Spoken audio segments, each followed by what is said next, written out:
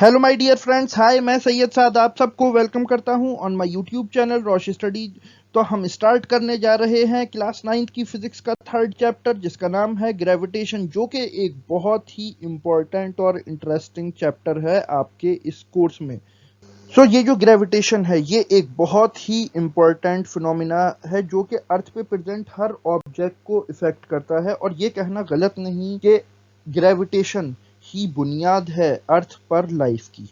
Then ये जो gravitation का चैप्टर है, इस पूरे चैप्टर को डिवाइड किया है हमने वेरियस टॉपिक्स में, और ये सारे टॉपिक्स हम कवर करने वाले हैं एक सीरीज ऑफ लेक्चर्स के थ्रू। तो आप इसके लिए हमारे साथ बने रहें। तो ये लेक्चर आपके क्लास 9th के एग्जाम्स के साथ साथ एएमयू और जामिया मिल्लिया के 11th और डिप्लोमा इंजीनियरिंग के एंट्रेंस एग्जाम के लिए काफ़ी ज़्यादा इंपॉर्टेंट होने वाला है। बट हमेशा की तरह लेक्चर स्टार्ट करने से पहले आप लोगों के लिए एक क्वेश्चन, और आपको बताना है कि यूनिवर्सल ग्रेविटेशनल कांस्टेंट यानी कि कैपिटल जी का इन चारों में से सही यूनिट कौन सा है।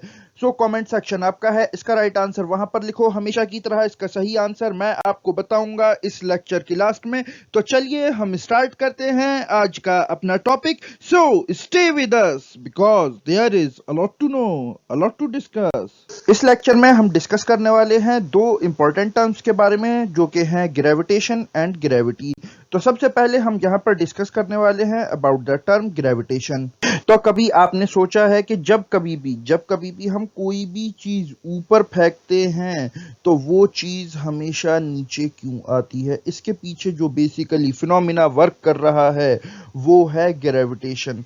ग्रेविटेशन एक ऐसा फिनोमिना होता है जहां पर के अर्थ हर बॉडी, हर ऑब्जेक्ट को अपनी तरफ खींचती है, बेसिकली अपने सेंटर ऑफ ग्रेविटी की तरफ खींचती है। तो ये जो किसी भी ऑब्जेक्ट को अर्थ का अपनी तरफ खींचने वाला फिनोमिना है, इसी फिनोमिना को हम बोलते हैं ग्रेविटेशन। देन ग्रेविटेशन के बाद ग्रेविटी क्या है? तो देखो, हमने ग्रेविटेशन के बारे में तो जान लिया कि ग्रेविटेशन बेसिकली एक ऐसा मूवमेंट, एक ऐसी टेंडेंसी, एक ऐसा नेचुरल फिनोमेना है जहां पर के कोई भी बॉडी या कोई भी ऑब्जेक्ट वो अर्थ के सेंटर ऑफ ग्रेविटी की तरफ मूव करता है। बट यहाँ पर ये सोचने वाली बात है कि वो क्यों मूव कर रहा है, ऐसी क्या चीज ठहरी जो कि उस ऑब्जेक्ट को अर्थ की तरफ या किसी और दूसरे प्लेनेट के सरफेस पर उसको अपनी तरफ अट्रैक्ट करती है। तो इसके पीछे बेसिकली वर्क करती है ग्रेविटी। ग्रेविटी क्या है? ग्रेविटी हम उस फोर्स को कहते हैं जो कि कोई भी प्लेनेट या कोई भी हेवनली बॉडी, चाहे वो सन हो या कोई भी स्टार हो, वो किसी भी दूसरे प्लेनेट या ऑब्जेक्ट पर लगाता है और उसको अपने सेंटर की तरफ खींचने की कोशिश करता है। तो इसी ग्रेविटी को हम ग्रेविटेशनल फोर्स भी बोलते हैं, जो कि एक वीक फोर्स कंसीडर की जाती है। तो यही ग्रेविटेशन का फिनोमिना ही रेस्पॉन्सिबल है अर्थ और बाकी प्लैनेट्स के मूवमेंट के अराउंड द सन, बिकॉज यहाँ पर जो सन है वो बाकी सारे प्लैनेट्स पर एक ग्रेविटेशनल फोर्स लगा रहा है जिसके चलते सारे प्लैनेट्स रिवॉल्व कर रहे हैं अराउंड द सन। और सिमिलरली इसी ग्रेविटेशन के फिनोमिना को यूज करते हुए जो हमारी अर्थ है वो मून को अपने चारों तरफ रिवॉल्व करा रही है। नाउ अब यहाँ पर एक सवाल ये उठता है कि ग्रेविटी डिस्कवर कैसे हुई? इंसान को ये कब पता लगा, कैसे पता लगा कि यूनिवर्स में हर बॉडी एक दूसरे को अपनी तरफ अट्रैक्ट कर रही है, अपनी तरफ खींच रही है?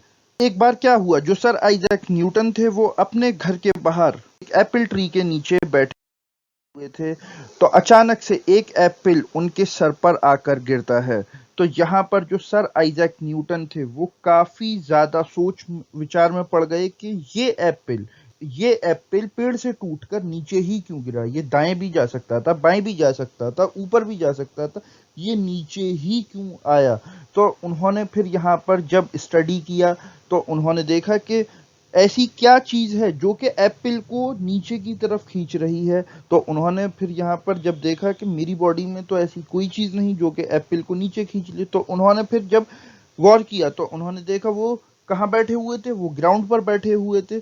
तो उनका फिर यहाँ से ध्यान गया कि जो ग्राउंड है यानी कि जो ज़मीन है, इसके अंदर ज़रूर कुछ ना कुछ ऐसी चीज़ है, ऐसी कोई मैग्नेट टाइप की चीज़ है जो कि हर चीज़ को अपनी तरफ खींचती है। तो यहाँ से उन्होंने कंक्लूड किया कि ग्रेविटी नाम की एक फोर्स होती है जो कि हर प्लेनेट, चाहे जैसे कि अर्थ, मार्स, जुपिटर, सैटर्न, यूरेनस, कोई भी प्लेनेट हो यूनिवर्स के अंदर, कोई भी प्लेनेट या कोई भी स्टार या कोई भी हेवनली बॉडी हो, वो अपने साथ एक ग्रेविटेशनल फोर्स रखती है और वो हर चीज को अपनी तरफ अट्रैक्ट करती है। और अपने इसी एक्सपीरियंस और उस पर फिर फर्दर एक्सपेरिमेंट्स के चलते उन्होंने प्रपोज किया यूनिवर्सल लॉ ऑफ ग्रेविटेशन, जो कि हमारे इस चैप्टर पर लेक्चर्स की सीरीज का नेक्स्ट लेक्चर होने वाला है। तो इस लेक्चर में बस इतना ही। नाउ मूव करते हैं हम अपने क्वेश्चन की तरफ।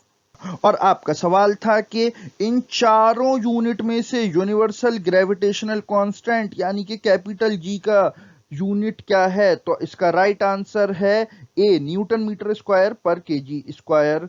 So this is the end of the video. अगर ये लेक्चर आपको अच्छा लगा हो तो इस वीडियो को लाइक करें, शेयर करें, कमेंट करें और इसी तरह के इंफॉर्मेटिव कंटेंट के लिए सब्सक्राइब करें to our YouTube channel. Now I am Syed Saad signing off. Okay, bye.